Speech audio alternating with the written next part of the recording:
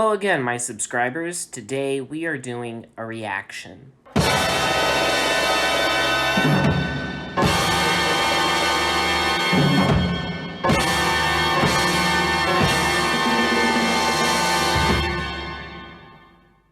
This reaction will dive back into the world of the Nostalgia Critic, and it will be his review for Best Friends. For those of you that don't know, Best Friends is a movie that stars Greg Sestero and Tommy Wiseau, the actors from the movie The Room. This is their first movie starring together since The Room. Greg Sestero wrote the screenplay for it. When I saw the movie, I enjoyed it. It wasn't as funny as I would like it to be, but I enjoyed it. But now it's time to find out what Doug Walker thinks. So, let's dive into it, shall we?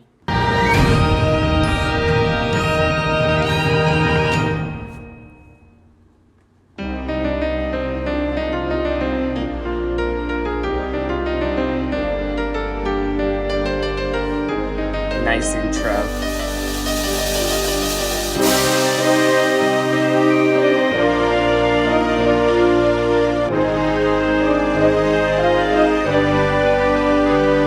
Perfectly does The Room.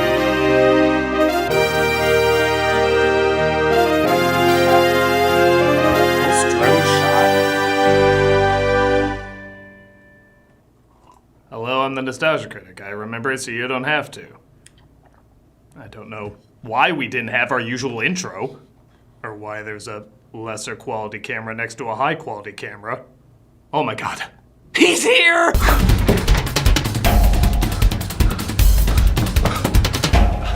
Oh, hi, critic. You look different. Tommy, what goddamn so? Yeah, that's me. I have a gift for you. Football. You want football? Catch it. Keep your footballs in your pocket!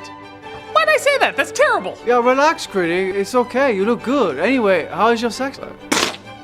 How'd water even get in my mouth? Relax, critic. We've been having so much fun with him. Yeah, Tommy, say the thing. What thing? The line. Oh, the line. Well, I need to have emotion. I did not hit her. It's not true. It's bullshit. I did not hit her. I did not. Oh, hi, Mark. Oh my god, he said the thing! Look, this is official merchandise water bottle. Roommovie.com. Yeah, look. It's real thing. It's real thing. Isn't he the best? Don't talk too much. No, this is always what he does. First he's cool, then he's not. Then he's cool, then he's not. Then he brings up the room and everybody just forgets everything. Wait, that's not true, is it, Tommy? Okay, quiet. Look, I have a gift for you. Football. Look, critic, a football! Yeah, heck. You two give us a minute? Oh, wow, you chicken? Cheep, cheep, cheep, cheep, cheep, cheep, cheep. Yeah, you're the first ones to do that. Go! Cheep, cheep, cheep, cheep, cheep, cheep, cheep. Okay, Tommy, you may have fooled your sheep. No, not sheep. It's chicken. Whatever, you're not fooling me. One minute you're trying to take down our videos, the next you're giving bizarrely kind interviews, when neither I or anyone else here is going to be manipulated by you any further. Oh, hey, critic. Did you know that Nutball Tommy Wiseau is here? I just want to let you know in case he drops by. Oh my god! Can I get a selfie? Yeah, no problem. Oh my Let's God. do it. Let's like this. Do something crazy. Okay. Ah. I got a gift for you. Okay. Here you go. Football. Oh my no, God. Hide. Oh, It's okay. a room movie football. Critic, look, it's a football! Go over there! Yeah, although I don't know why it says Wilson crossed out and then just says the room. So what are you doing here, you walking accent? Well, I want to say fight is over, critic. I'm sorry. Okay, everything is fine. Yeah? What's the angle? Not angle. I want to show people I can do more than just a room. You know, I'm a very versatile actor. No, you can't, Tommy. You can only do less. Far less. Well, I disagree with your negative statement. Right there, I stop you right there, you know? With proper studio, big shark, director, camera, I can do anything. I can do superhero, I can do dolphin, I can do wish Big anything. Shark And we was an show you actual now, movie we that they make were new movies. making. I'd like to not a believe you, joke. Tommy. Actually, no, I wouldn't. But regardless, you've gone back and forth so much. Well, believe nothing, okay? I can show you what will happen, and it will happen. Aye, there's the rub. As I think both you and I know, nobody is patient enough to put up with your insanity anymore, except him.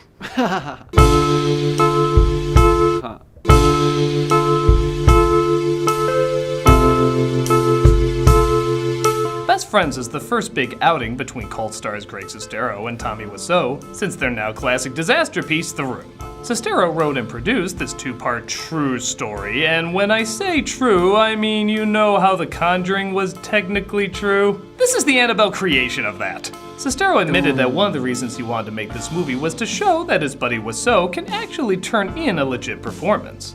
Okay, I'll set the legit bar to Shaq from Kazam, and even that I think is too high. Anytime these two are together is guaranteed to be weird, but is it an entertaining kind of weird, a passionate kind of weird, and most importantly, a different kind of weird than what we've seen in The Room? Well, even if that's not the case, I think you get over it. You're tearing me apart, Lisa! Hey, critic, go watch the movie. Do your job. You're just standing like Statue of Liberty. Well, I guess it only figures to give this movie a fair shot. Let's take a look at best F parentheses R and parentheses iends. Oh, now I get it. The film starts off with an actually beautiful looking shot. Well, scrap that conspiracy theory. As we see Sestero waking up covered in blood, not remembering what happened. So how most actors wake up in LA. He plays a man named John, who seems to be a driftless wanderer begging for money on the street, and I'm just gonna say it, he is way too good looking to be your run-of-the-mill beggar. I mean, there's living on the street every day, and then there's Captain America Got a Little Dirty. You can practically see the cologne label under him. Oh my god, that is the hottest homeless man I've ever seen in my life! I can't bear telling my significant other I've had thoughts about someone else. It's okay, love. This obvious homeless man has been catching my eye, too. Hey, sweetie, you want to play Truth or Dare?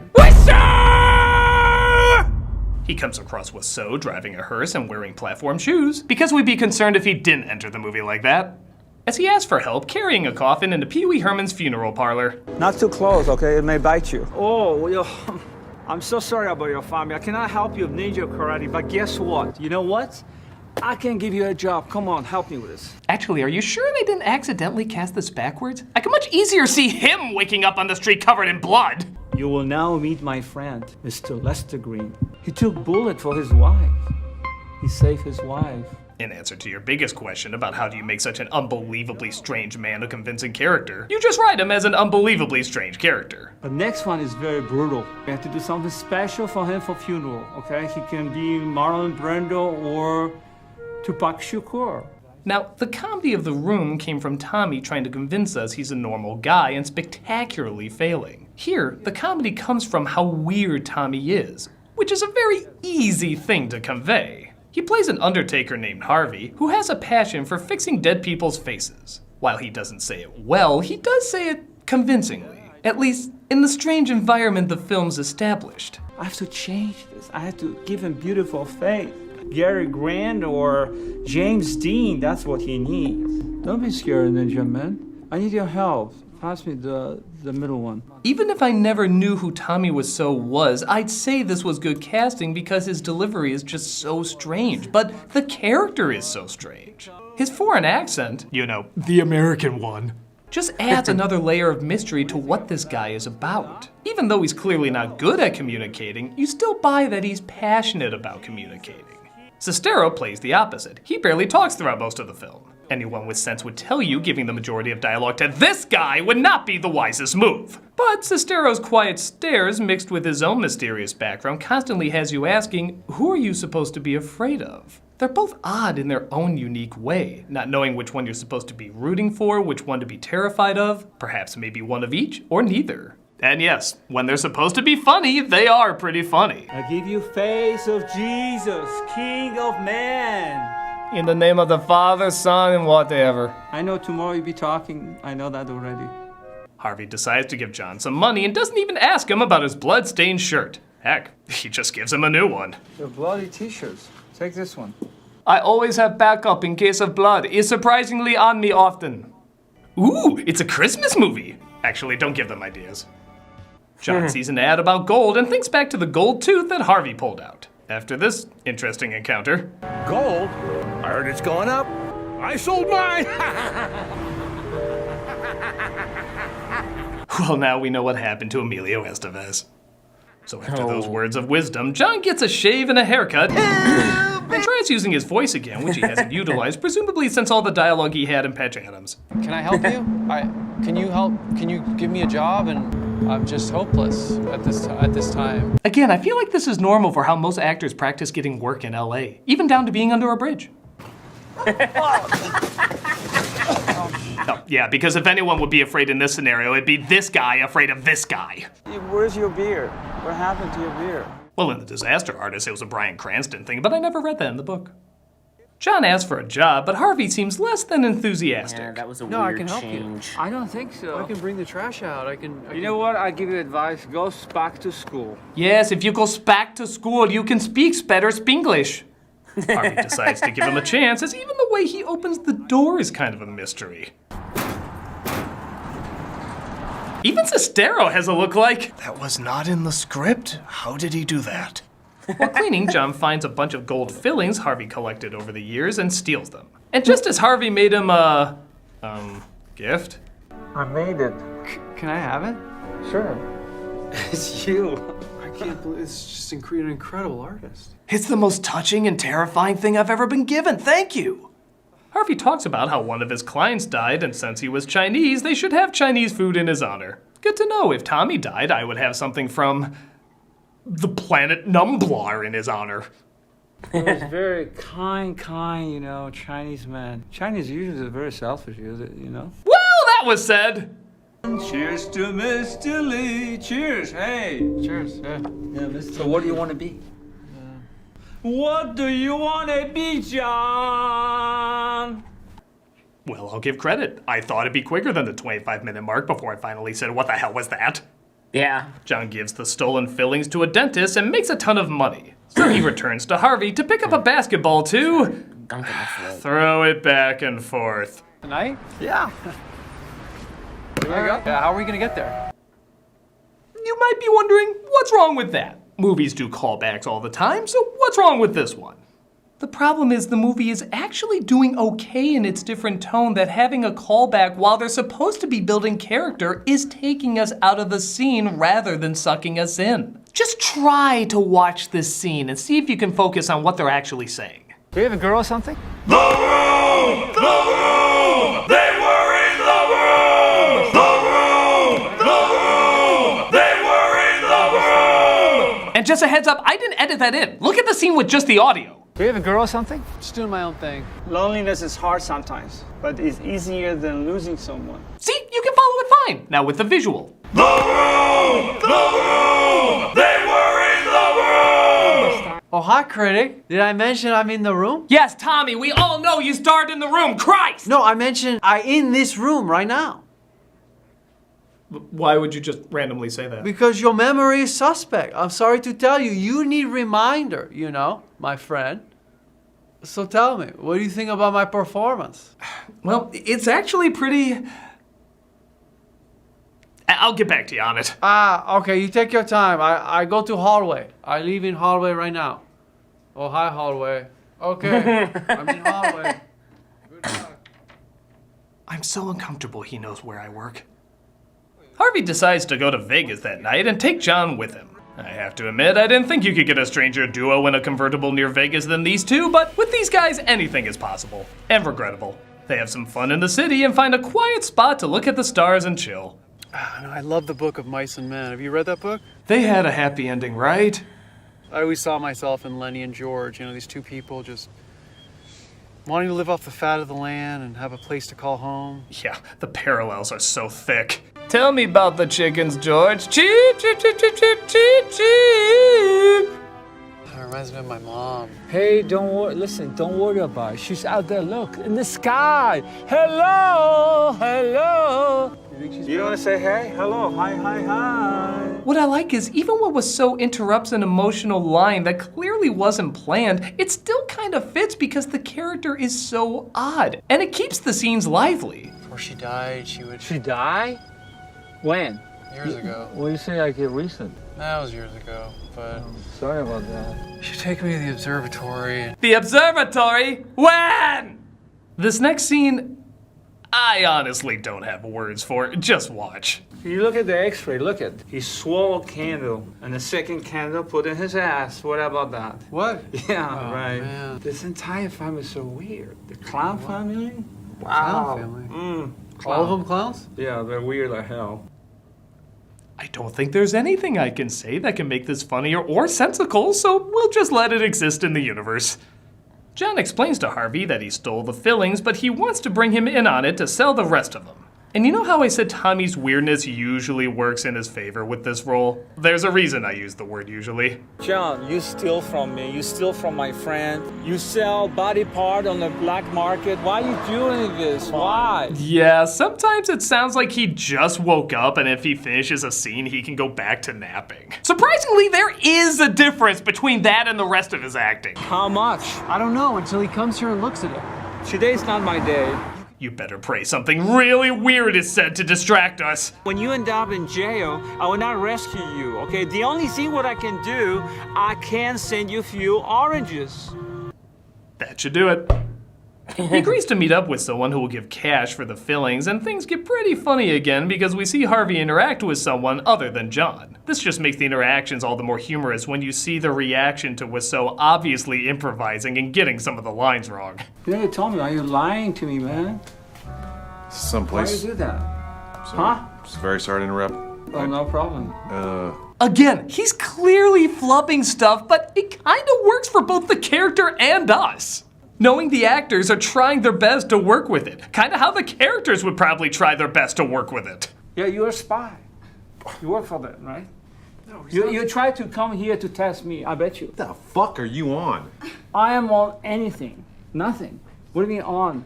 Again, it's a different kind of awkward than The Room because no improv was used there. Here, it seems more welcomed and it still stays true to the scene and characters. Hell, I can see his character or Tommy frisking people when they enter his home. That and you know some of these lines were therapeutic for these actors. Who the fuck is this goblin? Yeah, Wiseau, that'll teach you to show up 23 hours late. That's almost a day!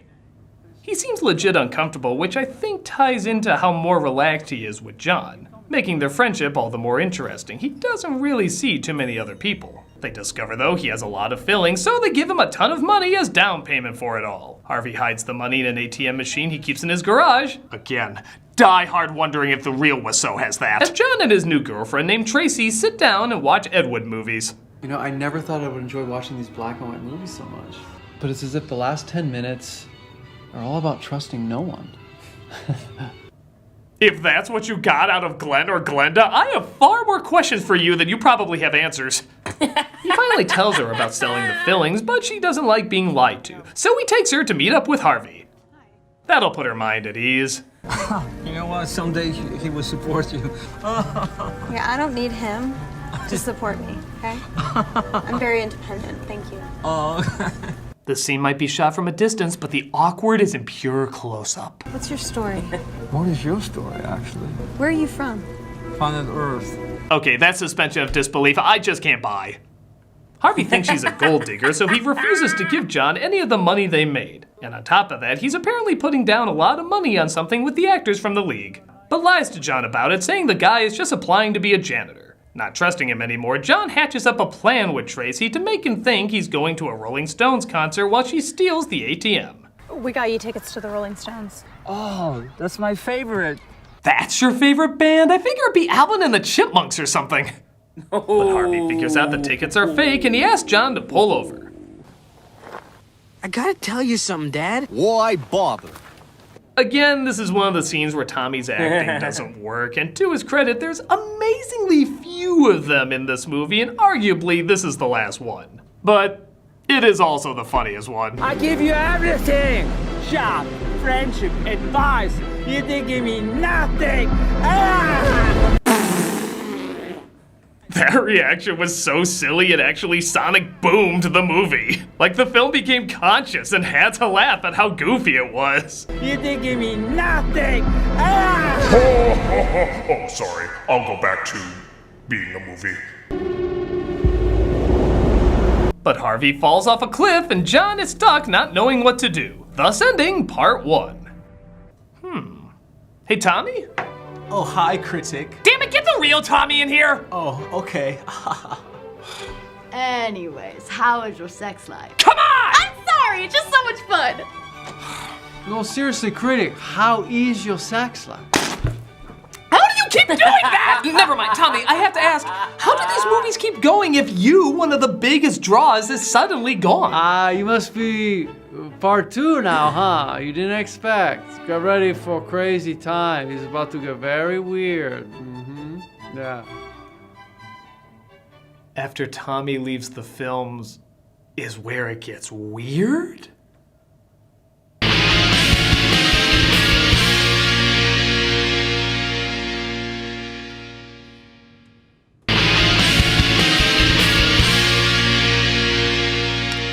So while I certainly didn't expect anything normal from an outing with Greg Sestero and Tommy Wiseau, I do wonder how things can possibly get stranger with less Wiseau in it. Well, it starts off relatively normal, relatively being a relative term, as John and Tracy find the ATM and are unable to open it, so they toss it in their car. But the film quickly ups the question marks as it cuts forward to John being handcuffed on the stairs and... I have a good story for you, a familiar story. Wiseau a lot lingers beside him. Hey, I was promised dead Wiseau! Maybe there wasn't a lead up with a light as a feather TV, but I was still promised! It seems to cut back and forth, showing how John got to everybody's worst nightmare of being handcuffed by Tommy. As we cut back to how it all happened, Tracy and John hit the road trying to figure out how they're gonna open the safe with all the money inside. But of course, they're pulled over. Tags are expired. What? Really? I'll get it fixed first thing in the morning. I was just thinking we could take care of it right here in Brainerd. The cop, like in most traditional thrillers, is a freaking dumbass and doesn't search the car, allowing them to stop at a nearby hotel with an extremely odd person manning it. This is an exclusive residence. It's a private retreat. Just one night, a few hours. Hold on a minute. Let me check something, and I'll be right back. Norman Bates wishes he could be this off-putting. Just make sure you sign the guest book before you leave. Bitches. What? Bitches. I swear you could hear a mic drop after he said that line. Bitches. I've only just met this weirdo and I already want to know everything about him. Who he is, no how many shit. people he killed, and the hilarious ways he killed them. Part 3 this, damn it!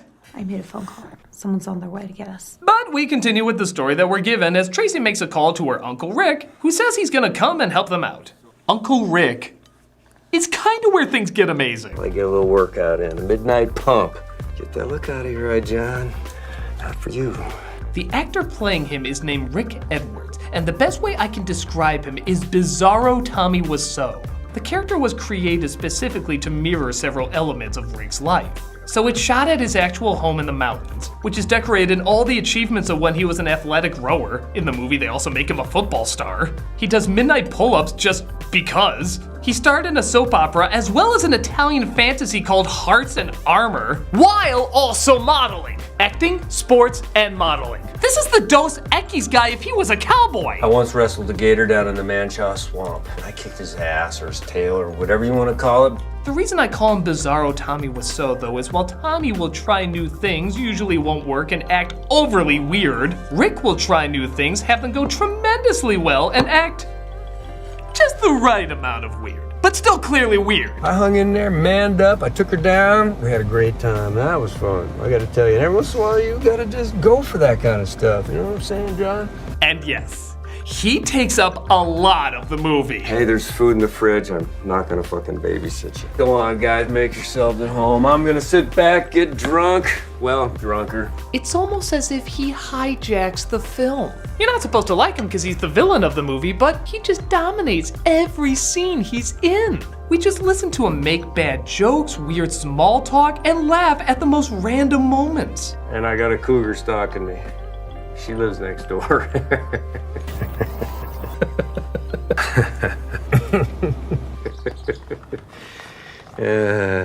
I don't know if Chuck Norris memes are still a thing, but they need to be replaced with Rick Edwards memes. Well, it was your terrible idea to come here. Come on, your uncle, he's not gonna fall for this. And you didn't tell me your uncle is Clint Eastwood. Makes me embarrassed I've been doing my Owen Wilson voice this whole time. John starts to feel bad about Harvey's death, but what's the point when you're staying in the house of the only guy who could possibly upstage him? Just look at his nightly regiment.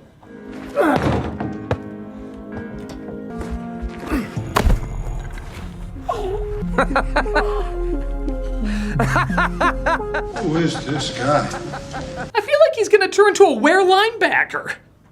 Even when Trippy dreams of Tommy tries to steal the spotlight back, it's no good. This guy's just so enjoyably kooky. You drive me crazy, John! It's like they're having a weird off. Evil man! Boy, seriously, Critic, you find somebody weirder than me? Well, not weirder, but just a cool kind of weird. So what's this mean? This person is bigger star weird than me? I'm not weirdest in your eyes? Tommy, in all my life, I've never seen anyone weirder than you. Oh, wow. Well, that's a compliment, you know. You always have nice things to say at the end of the day. You're a little tricky. You put deer on my ass. But at the end of the day, you're a nice guy after all. I don't know what to say. Everything today should concern me. Red can't seem to get the ATM safe open, but that doesn't mean they can't look up other options. You got a computer I can use? Guess passcode is FU 1986. FU? Yep, fuck you. Okay. Who are you? They find a guy in Tombstone who's apparently good at cracking safes. So they send a guy to the place, and hey, I didn't know they could afford Dr. Demento. Hey, look, it's my ex-wife. She had all the money. I mean, nobody likes a box they can't open any more than I do, all right? You're like if Gaston didn't die and he lived into retirement. First things first, I'm gonna have to have a whiskey over ice. Gotta unwind from my walk. I'll open this thing for you, but after I finish my drink. You know, are they making up for Tommy not being in this by making everyone else curiously odd? Yeah, we'll get right on it. No, this is clearly a three-person job, so let's all pour it together. Vinny, we got ourselves a golden goose. So the safecracker gives a call to a shady friend before attempting to rob them himself. Get over here, against the wall, come on. Oh, please don't kill us. I can't leave such an embarrassing obituary. Okay, a young guy with tattoos, 5 o'clock shadow, wife beater shirt. I can kind of see how that would come across as pretty intimidating. But teamed up with a badly traced picture of John Williams? That surprisingly sucks out the fear factor quite a bit. They're gonna have to really up the creep value if they want to keep us intimidated.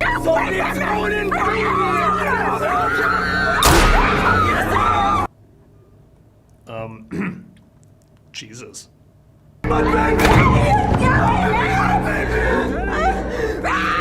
Hey, remember when Tommy was improvising earlier? That was pretty silly. Oh, God! I know you're in there, baby. Well, this is definitely not the room. Room, maybe, but not the room. But somebody breaks in and saves her while also taking out the Mad Magazine parody of Nick Nolte.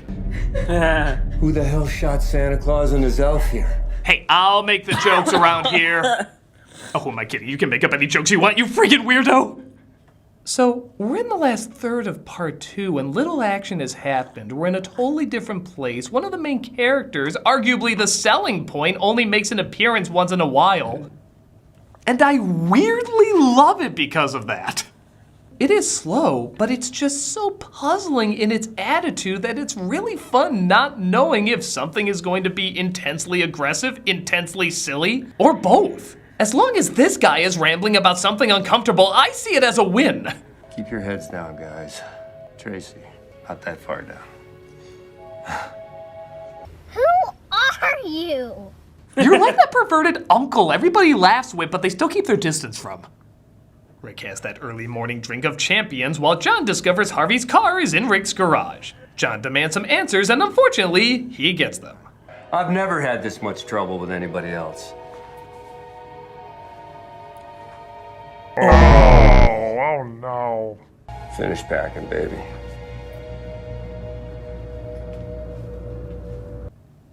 That doesn't mean they're a thing! They said they scam people, they lie all the time. Maybe they're lying about being related. Now I know what you're thinking. Did I fuck her 5 or 6 times? No, stop! Stop! It's not cool if you might be related! I was fucking her so hard last night, I thought there was gonna be a headboard homicide. Ew! God! I mean, I know I'm supposed to hate you, but I want to hate you the same way I hate the people from Game of Thrones, not the people from Game of Thrones! Thankfully, they clarified they're not related, and this was all part of their scam. Oh, good. I can go back to laughing at stuff like this again. You look like a schoolgirl that's just seen her first pecker. Who are you? It looks like John is in a tight spot though. But thankfully, he has a backup plan. Ah, for fuck's sake, the Karate Kid. It didn't say it was a good one. But someone opens fire on them, and this guy is so badass he actually orders dinner while in the middle of a shootout.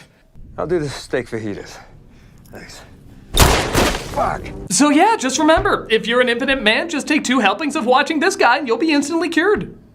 John literally runs for the hills, Rick chases after him, the shooter chases after Rick, and this builds up to the bizarre ending of... No, Critic, you give everything away. But I usually talk about the endings in my review. It's a full analysis. No, but you need to keep surprise. Audience wants surprise. Well... I came all the way up here to talk to you, you know? Why you give away ending?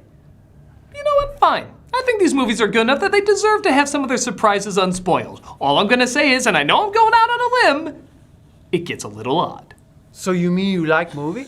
You know, yeah, I legitimately do. And what about my performance? You know, Tommy, in the strange way it's done, yeah, I actually think you do a good job. I win Oscar? It's not that good. I win Oscar? I think the cutoff date was already a long time ago. I win Oscar? You might win an Oscar, Tommy. Oh, I know, I knew it. I win Oscar. So yeah, I legitimately enjoy both of these films. I'll give fair warning though that they're not just another version of The Room, and they might not be for everyone. If you saw The Room, you might appreciate parts of it more, like Tommy's line delivery and an occasional in-joke. But it is a lot more slower, artsy, and let's just say it, competent. There are still plenty of moments that are laughably strange, but I think they're intentionally that way. It had kind of an otherworldly feel to it that almost makes you feel like you're in another dimension. But one where the focus can suddenly change out of nowhere, leaving you scratching your head as to what can happen next. It's kinda hard to say whether or not I classify it as a comedy. It certainly has funny parts, but it also has moments of heavy atmosphere and intensity that are legitimately effective. I can't say this is a movie for a wide audience, but that's part of what I like about it. It did what it wanted in its own way for its own reasons and gave us something pretty unique. And I can see it definitely growing a following for how oddly passionate and for how passionately odd it is. Both films are a strange experience you won't be forgetting anytime soon. And Tommy, I know you'll always be connected to The Room, mostly by your own doing, but I can say that you gave a performance in a film that legitimately worked for the reasons they were supposed to work. Well, I thank you, Critic. I appreciate it. It means a lot, you know? It means a lot. Hey, Tommy, let's go. Well, I'll be there in 2 minutes, Mark. It's Craig.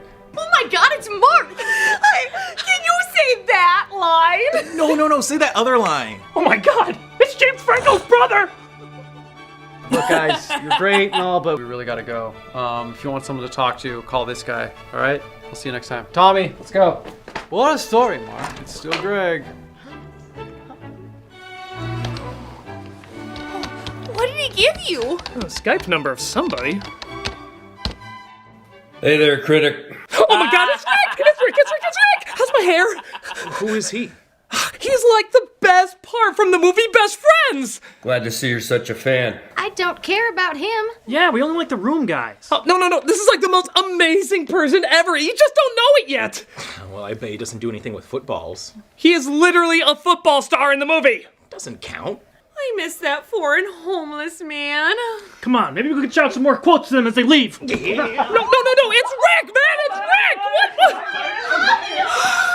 What? I'm sorry, man. They just don't know your awesomeness yet. Oh, it's okay. Everybody who denies me will be left behind in the rapture. Yeah. What? The rapture of those who don't believe that I'm the coolest human being alive.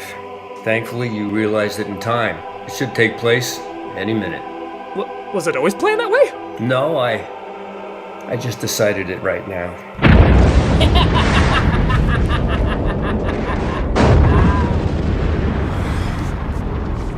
Thank God I'm a Rick Edwards fan.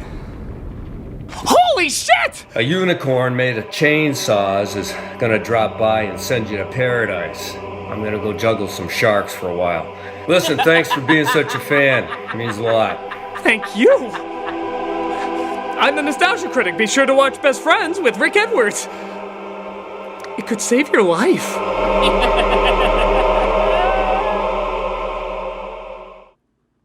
The see what I can do, I can send you a few oranges.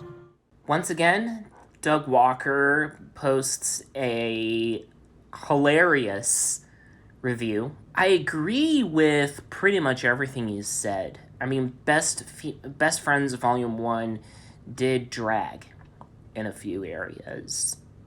And I completely forgot about Rick. Yeah, that guy was a character. Little story. I actually met Greg Sestero at an audience participation screening of The Room. I got him to sign my throw pillow, which has, a picture of Tommy Wiseau from The Room, and it says, "Oh, hi, Mark." I'm trying to get all the cast of The Room to sign it. What's funny about Best Friends is they didn't intend for it to be a 3-hour-long affair. The script itself was only 100 pages, but that's very common for things like that to happen. Frank Darabont wrote a 126-page screenplay for The Green Mile, and that came out to 3 hours long in the final cut. But I think you have to be a diehard roomie to really get Best Friends. I think there are certain things that if you weren't a diehard roomie, or just a roomie in general, it would go over your head. You would think, what the fuck is going on here? Anyway, that is my reaction. Please subscribe today. I upload every Saturday, or at least try to. Hit the notification bell to get notified when a new video comes up. Like and favorite the video if you enjoyed it. Share it with everyone. Like the Facebook, Instagram, TikTok, and Tumblr pages. Thank you very much again for watching. Please stay safe and healthy. And remember, it's chaos. Be kind.